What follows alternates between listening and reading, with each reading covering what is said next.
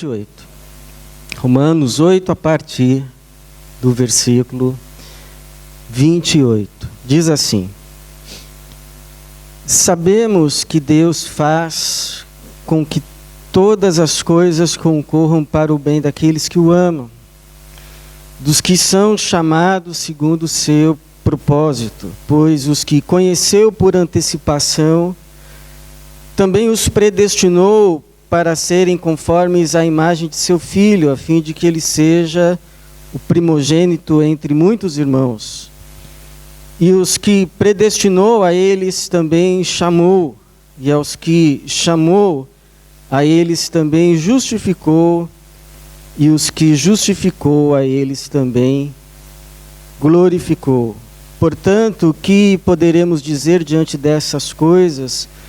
Se Deus é por nós, quem será contra nós? Aquele que não poupou nem o próprio Filho, mas pelo contrário o entregou por todos nós, como não nos dará também com ele todas as coisas? Quem trará alguma acusação contra os escolhidos de Deus? É Deus quem os justifica, quem os condenará?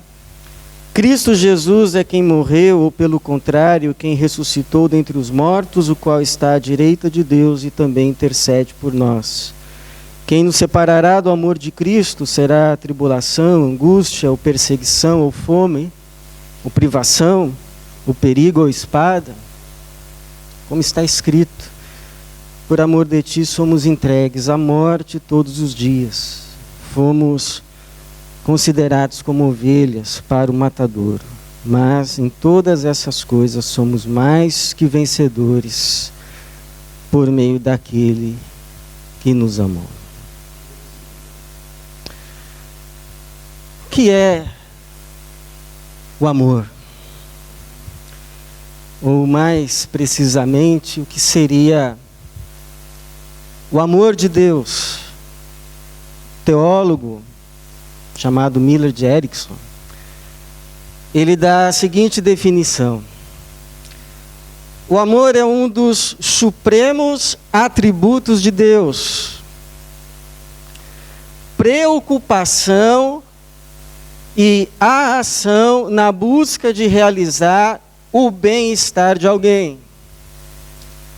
Ou seja, você sabe se ama alguém se você está engajado, se você está buscando e se você age em busca da realização do bem dessa pessoa. Quando você não apenas deseja, mas você trabalha para o bem de alguém, é porque você ama esse alguém.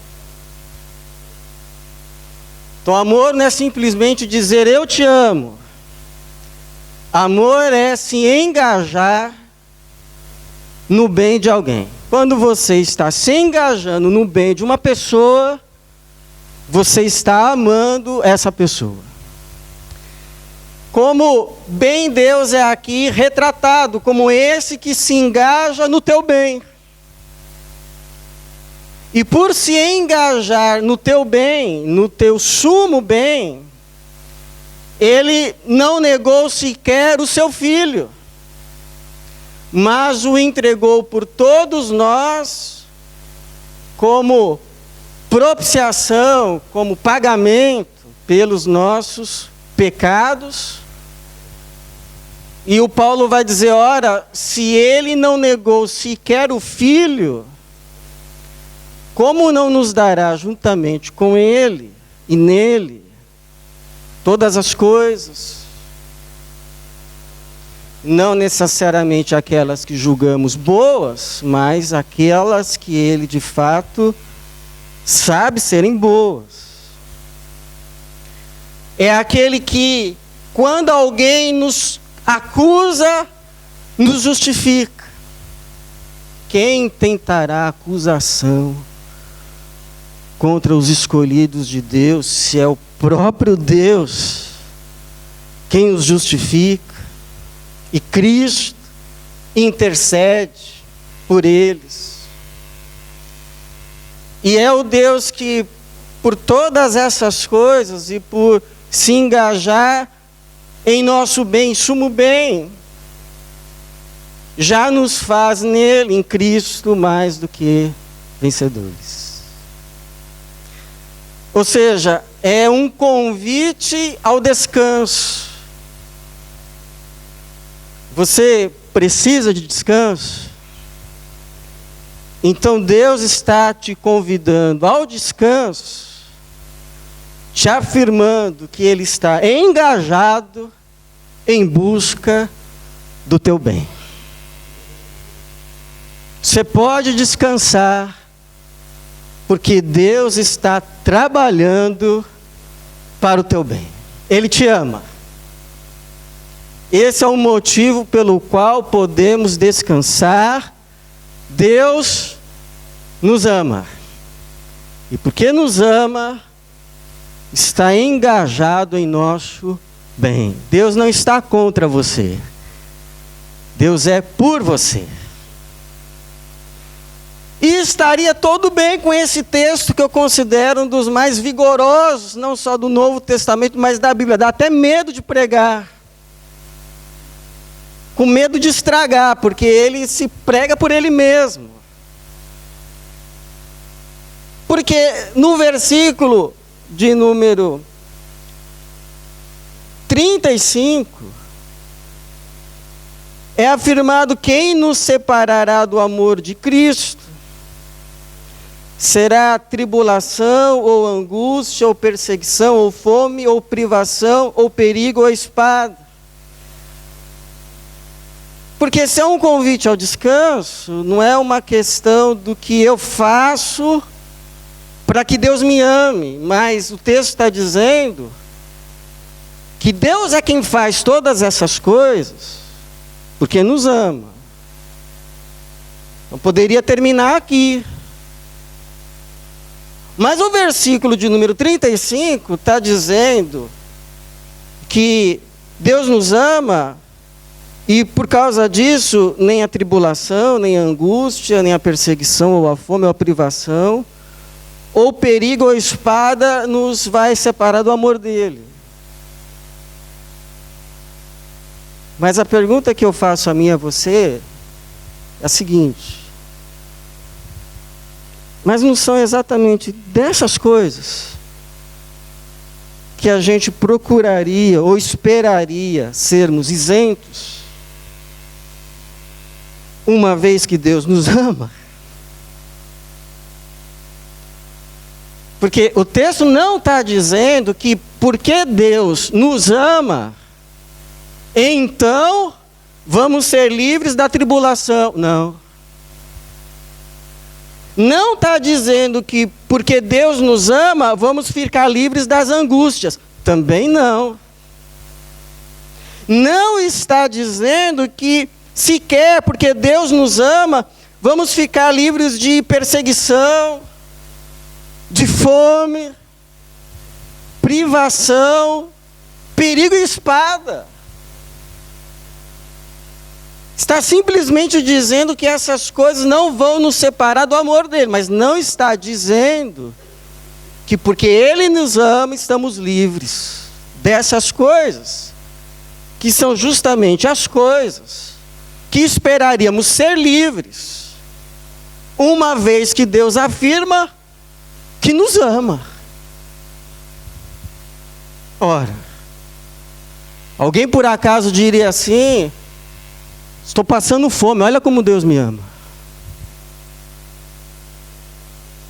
Então, como é que eu posso descansar no amor de Deus, se o fato dele me amar, te amar, não significa que ele vai nos isentar dos infortúnios comuns e até incomuns dessa vida? Bom, você pode descansar no amor de Deus, não porque ele vai te livrar dos infortúnios comuns e incomuns da vida, mas você pode descansar no amor de Deus porque ele vai agir em todas essas coisas para o teu bem. Por que que a gente tem tanta dificuldade de olhar assim para uma coisa que está aborrecendo a gente e que a gente chama de mal e entender que de alguma forma isso daí vai cooperar para o nosso bem? Bom, primeiro porque a gente não é Deus, a gente só olha o aqui e agora mesmo. A gente não consegue entender como uma coisa que nos incomoda tanto, nos aborrece tanto, nos entristece tanto, terá um efeito bom. A gente fala assim, isso aí é mal. E de fato é mal. A gente é como uma criança que não entende porque o papai diz que nos ama e nos leva para tomar injeção. E segundo, é porque a gente olha para a coisa só. O texto não está dizendo que é aquela coisa só que vai promover o bem. Mas está dizendo que é essa coisa, junto com aquela outra, e aquela outra, e mais a outra, sob os cuidados e debaixo da intervenção divina, é que no final há de cooperar e ser transformado em bem. O texto diz, versículo de número 28, sabemos que Deus faz com que todas as coisas concorram, e algumas outras traduções, cooperem conjuntamente. Então, como um missionário uma vez explicou, se você experimentar só o fermento, é horrível. Se você experimentar só a farinha, é insosso. Se você provar o ovo cru, dificilmente agradará o teu paladar.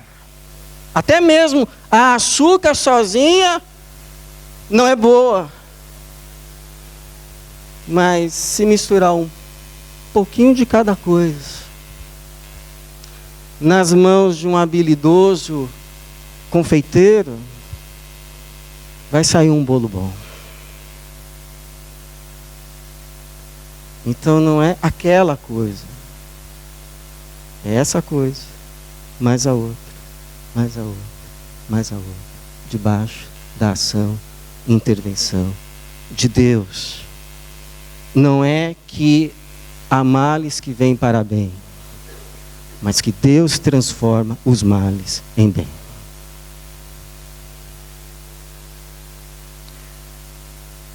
Segundo, você pode descansar no amor de Deus, não porque Deus vai te livrar necessariamente. Ele livra bastante, mas não necessariamente de todos os infortúnios e aflições comuns e incomuns dessa vida. Mas porque Ele não permitirá que nenhum desses infortúnios venham a frustrar o plano maior que Deus tem para a sua vida, que é fazer de você a imagem e semelhança do seu Filho. Porque, aliás, a gente fica com essa ideia, né? Que há males que vêm para bem. Quando a Bíblia está dizendo que não há males que são maus, males mesmo. Não veio para bem não, veio para mal mesmo. Não foi Deus que enviou não. Mas uma vez que veio, Deus fala assim, ok, vamos transformar isso em bem. Igual um desenhista que eu lembro que ele chamava uma criança para fazer assim um rabisco. E a criança fazia um baita de um rabisco.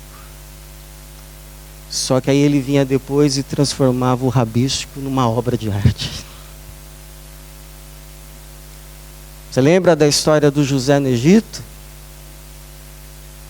Aquele que foi vendido com 17 anos como escravo pelos próprios irmãos devido à inveja. Passou a sua juventude, a sua flor da idade, no seu maior vigor, longe de casa, longe da família, do conforto, da segurança, mas como escravo numa masmorra. Pelo menos é assim que ele chamava o lugar onde ele ficava. Não fiz nada para estar nessa masmorra. E é só com 30 anos que Deus intervém na história dele, embora dissesse o tempo todo, Deus estava com José. Estava como escravo na casa do Potifar, mas Deus estava com José. Piorou a situação, foi para a prisão, para o cárcere, mas Deus estava com José. E por isso que o José se levantava. E trabalhava, e fazia, porque Deus estava com José. Com 30 anos, não dá tempo de contar a história toda, mas Deus tira o José do cárcere e o coloca como vice-regente do Egito. Vem uma fome sobre aquela terra toda. E até os irmãos do José têm que ir ao Egito buscar comida, não sabe que é o José que está lá.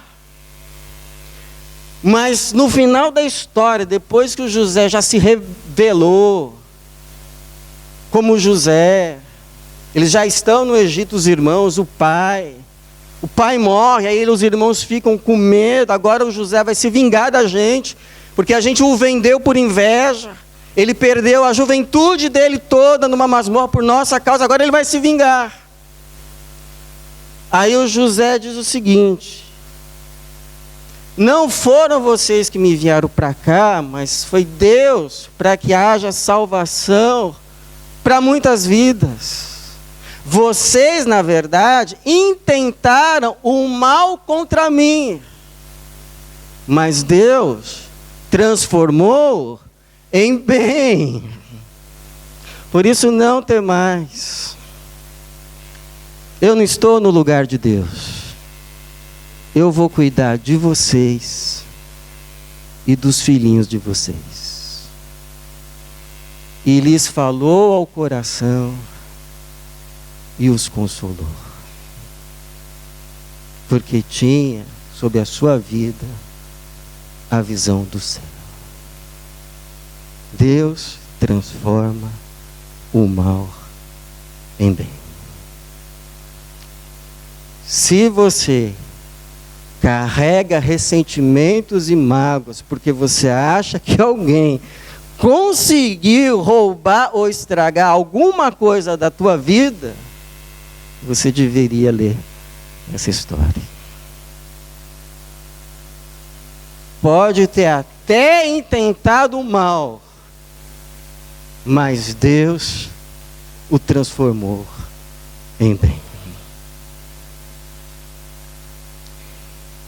Então não é que não vão vir os males, mas que a bondade de Deus, o amor de Deus está em não permitir que esses males estraguem os propósitos bons que Ele tem para a tua vida. Só vão te empurrar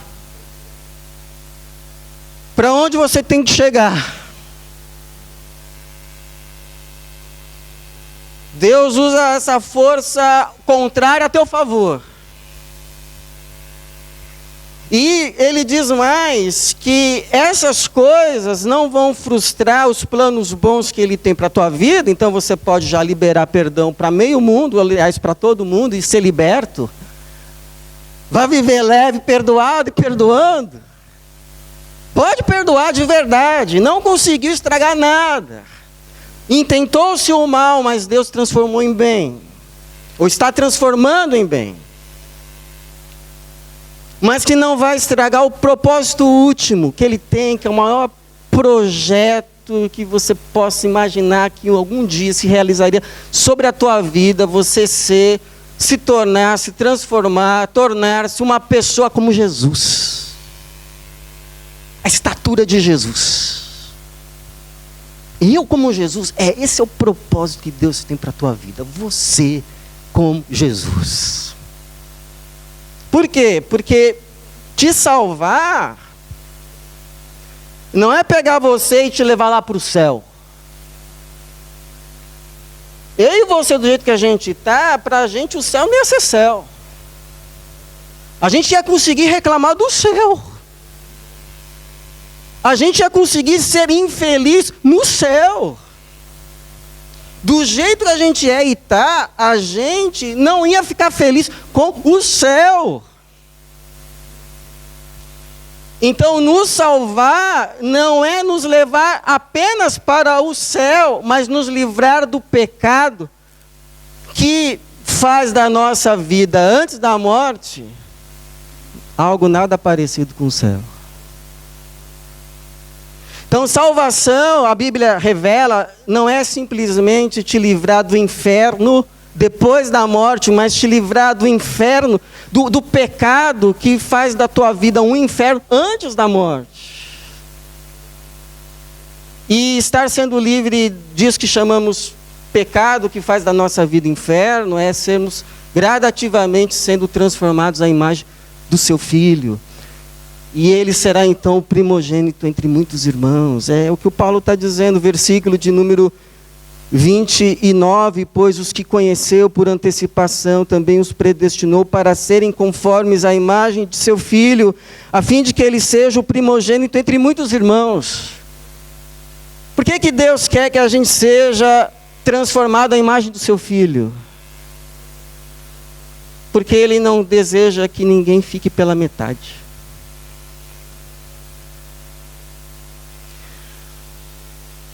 Você de vez em quando não tem aquele sentimento que você ainda não tem tudo o que você gostaria de ter? Você ainda não é tudo o que você poderia e deveria ser? E que você ainda não chegou onde você deveria chegar? Não tem. E não é esse sentimento de incompletitude que você carrega na tua alma que faz você buscar um monte de coisa, correr atrás de um monte de coisa, e nunca encontrar essa satisfação que você está buscando e buscando as coisas. E por isso que é sempre algo assim, a felicidade sempre está na próxima esquina. Essa completitude sempre virá no próximo capítulo. Está sempre vindo a ser, não é. Então, essa completitude que você busca nas coisas, Deus está te dando gratuitamente em Jesus. Aquele que não tem falta de nada, porque já tem tudo. Aquele que não precisa se tornar ninguém, porque já o é. Não precisa chegar mais a lugar algum, porque já chegou. Ficar aquém dessa estatura é ficar condenado para sempre a viver com aquele sentimento de que não se chegou lá.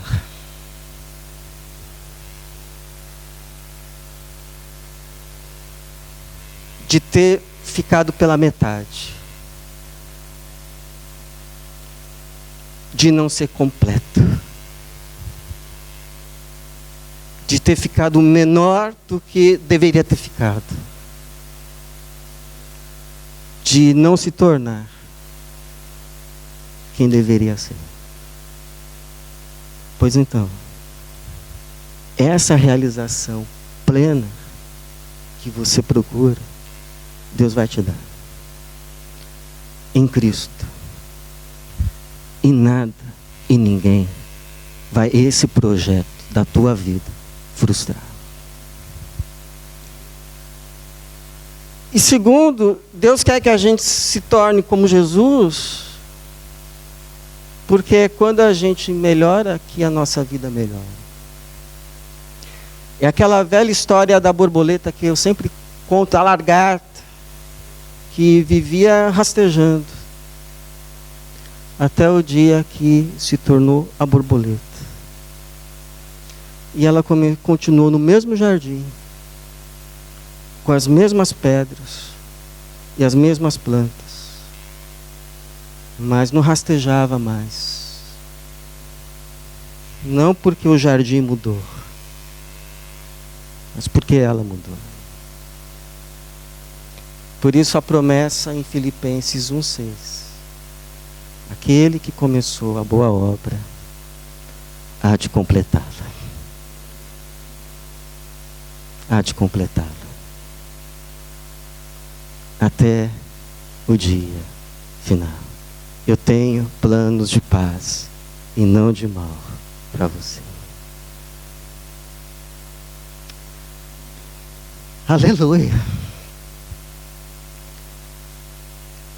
Terceiro, o amor de Deus não se mostra em te ficar livrando de cada infortúnio, cada coisa indesejável, cada problema, cada coisa que chamamos de mal, mas está em te fazer mais do que vencedor sobre todas essas coisas. Porque você sabe que o vencedor, ele só é vencedor depois que a luta termina, não é isso? Antes do jogo terminar, ninguém pode dizer venci. Tem que esperar lá o juiz apitar, e aí se comemora. É perigoso comemorar antes do apito, porque o jogo pode virar. Então, cantar vitória antes do tempo é um problema. Então, vencedor é aquele que depois da luta venceu. Mas o que o Paulo está dizendo aqui é que a gente não é vencedor, a gente é mais que vencedor. Porque Deus já garantiu a vitória antes que a luta termine.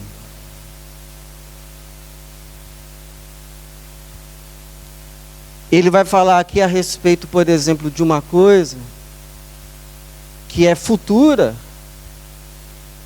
mas usando um verbo no passado. A glorificação, olha só, o versículo de número 30. E os que predestinou, ok, passado. A eles também chamou, ok, passado. E eles também justificou, ok, passado. E os que justificou, a eles também glorificou.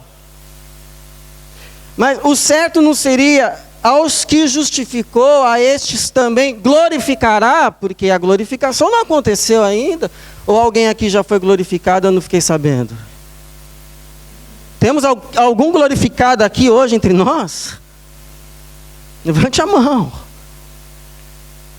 Ele está usando um verbo que alguns chamam de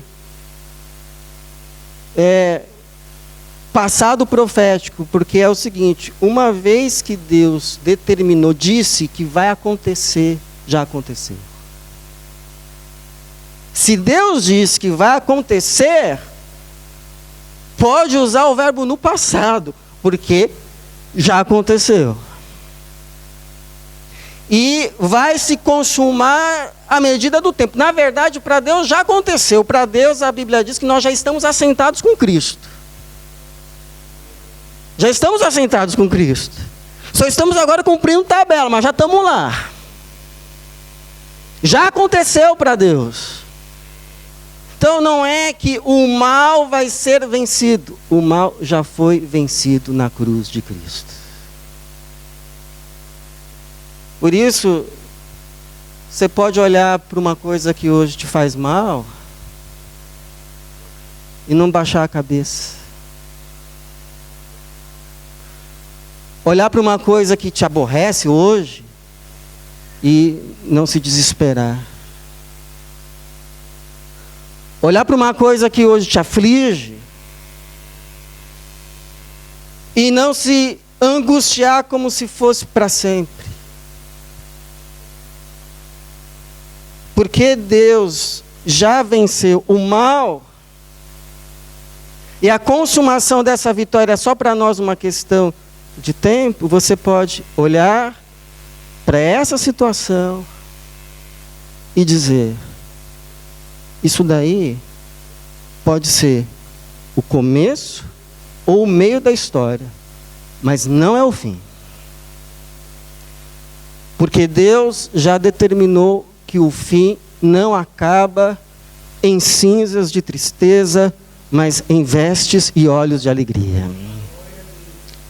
O fim não termina em morte, não termina em morte, mas termina em ressurreição e vida. Não termina na vergonhosa derrota, mas na honrosa vitória em Cristo. É como alguém já disse: nós somos corredores que já correm com a medalha no peito.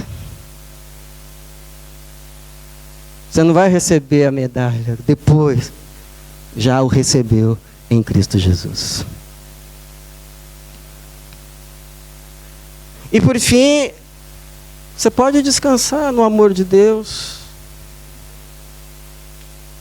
porque esse amor não está em te livrar de cada infortúnio mal, mas está em não permitir que nenhuma dessas coisas te roubem, te tirem, te afastem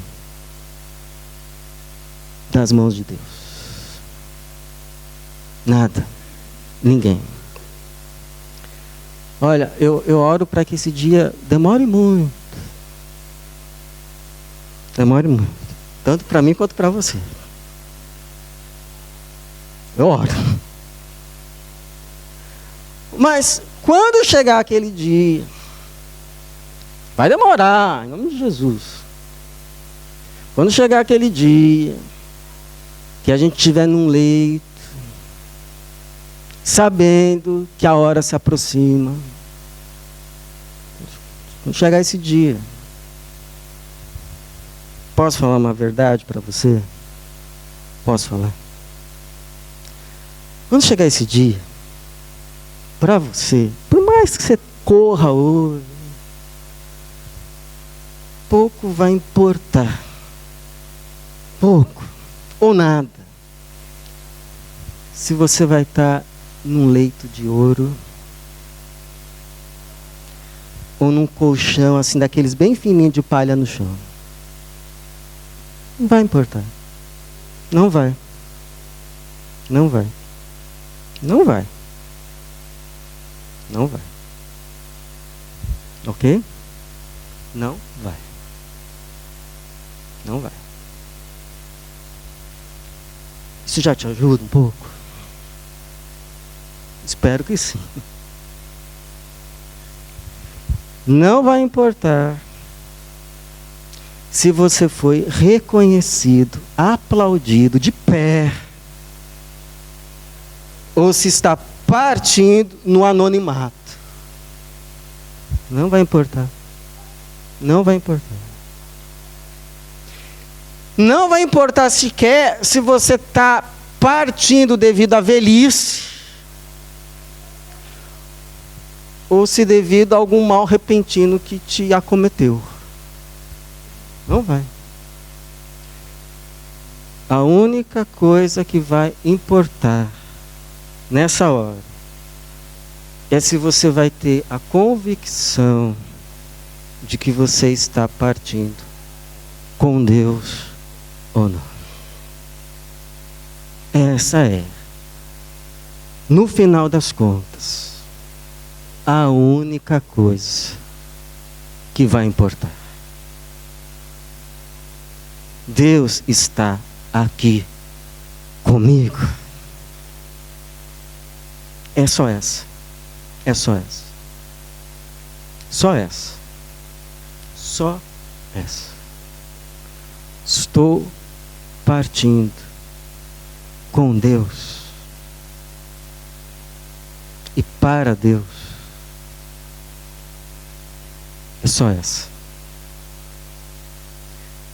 Um dia, eu vi uma gravura, acho que era uma gravura da Idade Média, tinha uma pessoa num leito, a ponto de partir, e ao redor da cama dela, anjos e demônios, como que esperando para saber com quem ia ficar a alma. Aterrorizante essa gravura. Não sei se é assim, mas tem uma passagem lá em Judas que diz que o diabo ficou brigando por causa do corpo de Moisés. Mas ainda que seja, até disso Deus, por amar você, te livrou em Cristo. Porque o texto termina com Paulo dizendo que ele tem certeza. Tenho certeza de que nem morte, nem vida, nem anjos, nem autoridades celestiais, ou seja, potestades, nem coisas do presente, nem do futuro, nem poderes, nem altura, nem profundidade, nem qualquer outra criatura poderá nos separar do amor de Deus que está em Cristo Jesus, nosso Senhor. É o que Jesus disse. Aqueles que estão em mim estão nas mãos do meu Pai e das mãos dele. Ninguém os poderá arrebatar. Então, por favor, entenda isso.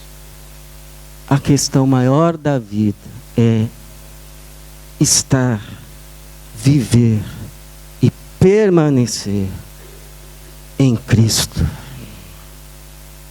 em Deus. Nada que você ganhe em troca disso será maior do que aquilo que você há de perder. E nada que você perca para permanecer em Cristo será maior do que o que você há ainda de ganhar. Porque aquilo que os olhos não viram, não subiu à mente, sequer o coração desejou, é o que Deus tem preparado para aqueles que o amam. Faz muito tempo eu assisti um filme, muito tempo, de um casal. E foi todo um drama, o homem errou, traiu a esposa, aí drama todo. Mas no final do filme, a última cena, é ele perguntando para a esposa: você me ama? E ela responde: eu te amo. Eu te amo. E eu penso que com Deus é parecido. A gente, quando está passando os infortúnios da vida, a gente olha assim para Deus e diz: Senhor, o Senhor me ama? E a resposta de Deus para você é: que pergunta é essa? Olha para o meu filho na cruz. Eu te amo. Eu te amo. E o marido respondia: então está tudo bem. E quando a gente ouve isso de Deus, a gente diz: bom, então está tudo bem.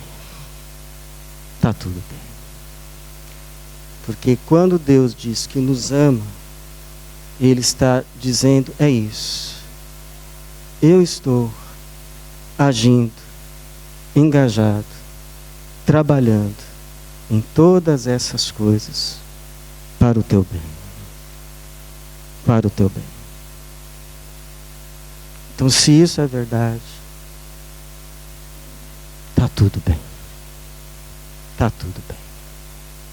É só uma questão de tempo. e está tudo bem. A minha oração é que você descanse no amor de Jesus, que busca e trabalha pelo teu bem, para o teu bem. Amém.